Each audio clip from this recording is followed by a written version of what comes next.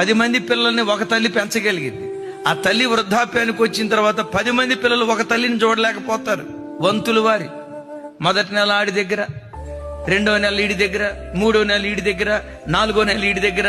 ఆ ముసలి ప్రాణం ముద్దన్నం పెట్టని కొడుకులు వంతులు వేసుకుంటా ఉంటారు. సరే, తిట్టుకుంటా గుసగుసలాడుతా ఆ ముసలోళ్ళని చూసుకుంటారు, చచ్చిపోతారు. చచ్చిపోయిన తర్వాత ఏం చేస్తారో తెలుసా? అమ్మా నాన్నలు బ్రతికున్న దినాల్లో వాళ్ళకు ఒక మంచి బట్ట, వాళ్ళు కడుపు నిండా ఒక ముద్ద అన్నం పెట్టలా. వాళ్ళు చనిపోయిన తర్వాత ఊరోళ్ళందరికీ గ్రాండ్ గా భోజనం పెడతాడు. తల్లిదండ్రులు బ్రతికున్న దినాల్లో తల్లిదండ్రుల విలువ తెలియదు.